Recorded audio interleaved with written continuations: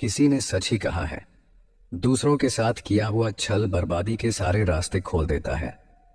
अगर आप किसी के साथ गलत करते हैं तो आपके साथ भी गलत होगा। उस समय यह बात हमें समझ नहीं आती है, लेकिन देर से ही सही कर्मों की सजा जरूर मिलती है। आप इससे कभी बच नहीं सकते। जो आपने किया है उसका अंजाम आपको हर हाल में भोगना ही पड़ेगा। और यह कहावत कितना सही है यह हम इस कहानी के द्वारा समझेंगे। जब गौतम बुद्ध एक सभा कर रहे थे, तभी एक व्यक्ति ने उनसे पूछा, हे बुद्ध, कर्मों का फल कैसे मिलता है? अगर बुरे कर्मों का फल मिलता है तो अच्छे कर्म कैसे किए जाते हैं? गौतम बुद्ध ने कहा, मैं तुम्हें एक कहानी सुनाता हूं, तुम इसे ध्यान से सुनो। महात्मा बुद्ध अब अपनी कहानी की शुरुआत की। बहुत समय पहले की बात है। रामू और श्यामू नाम के दो भाई एक गांव में रहते थे। श्यामू अक्सर रामू को देखकर जलता था, क्योंकि रामू स्वभाव से बहुत अच्छा था। उसके दिल में सबके लिए दया और आदर भाव था। श्यामू का स्वभाव ऐसा था कि उसके दिल में दूसरों के लिए कोई दया नहीं था। वह हमेशा दूसरों का अनादर करता और नुकसान पहुंचाते रहता था। धीरे धीरे काफी वक्त गुजर गया। रामू श्यामू के माँ बाप इस दुनिया में नहीं रहे। रामू ने खूब अच्छे से उनका अंतिम संस्कार किया।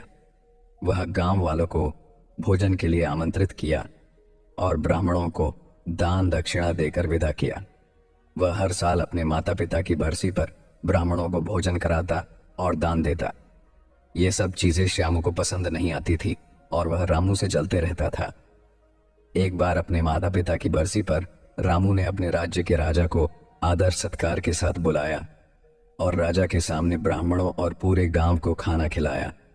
ब्राह्मणों को दान भी दिया ताकि उसके माता पिता स्वर्ग में खुश रह सकें। तभी राजा ने श्यामूर से पूछा, तुम्हारा भाई तुम्हारे माता पिता के लिए इतना कुछ करता है, तुम ऐसा क्यों नहीं करते हो? क्या तुम्हें यह समझ नहीं आता कि तुम भी अपने माता पिता के लिए कुछ कर सकते हो?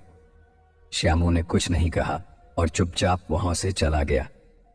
उसे गुस्सा आ रहा था क्योंकि राजा ने उसकी बेइज्जती की और वह रामू से अपने अपमान का बदला लेने का सोच रहा था।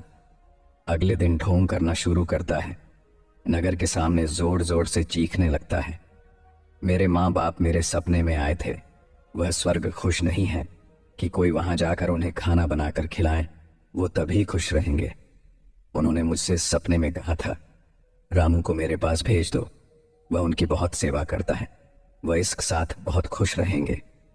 राजा कहते हैं, यह तो अच्छी बात है, लेकिन इसके लिए तो रामू को मरना पड़ेगा। रामू को यह सब समझ आ गया था कि यह सब केवल पाइस फंसाने की चाल है, लेकिन वह फिर भी कहता है, चलो इस बहाने सेवा करता हूं। और उसने मरने के लिए तैयारी करना शुरू कर दी। वह राजा से कहता है, महाराज, आप अगले दिन नदी किनारे एक नाव का बंदोबस्त कराएं। मैं नाव से कूदकर नदी में अपनी जान दे दूंगा और फिर स्वर्ग में जाकर अपनी माँ बाप की सेवा करूंगा। राजा ने कहा, ठीक है, अगले दिन इन सभी चीजों की व्यवस्था कर दिया जाएगा। रामू नदी में कूद जाता है और सारे गांव वालों को पता चल जाता है कि रामू अब 10 दुनिया में नहीं है। अब वह स्वर्ग की ओर चला गया है, माता पिता की सेवा करने के लिए। श्यामू बहुत खुश था कि उसका इकलौता भाई दुनिया में नहीं रहा। जो भी जमीन है अब वह सब मेरा है, मैं ही इसका मालिक बनूंगा। धीरे धीरे काफी दिन गुजर चले। एक दिन अचानक से राजा के दरबार के बाहर रामू बैठा होता है और जोर जोर से रो रहा होता है। राजा के सिपाही उसे दरबार में ले जाते हैं और पूछते हैं, यह चमत्कार कैसे हुआ? तुम जिंदा कैसे हो? तब रामू बताता है, मैं स्वर्ग में गया था, मैंने देखा मेरे माँ बाप अभी भी खुश नहीं हैं। वो मेरे पर गुस्सा हो रहे थे और कह रहे थे, तुम्हें तो खाना बनाने भी नहीं आता, तुमसे अच्छा तो श्यामू है जो तुमसे अच्छा खाना बना लेता है। तुम जाओ और उसे भेज दो। राजा श्यामू को बुलाते हैं और सारी बातें बता देते हैं और कहते हैं, तुम्हारे भाई ने माता पिता के लिए इतना त्याग किया है, अब तुम्हारी बारी है।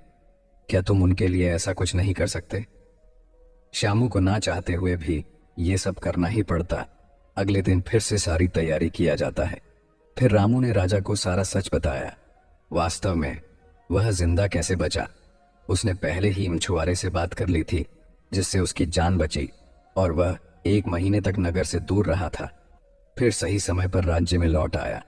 वह यह सब केवल इसलिए किया क्योंकि वह श्यामू को एक सबक सिखाना चाहता था। इधर श्यामू शहर छोड़कर जाने का योजना बना चुका था। अपने योजना के अनुसार वह रात के अंधेरे में ही घर छोड़कर भाग जाता है।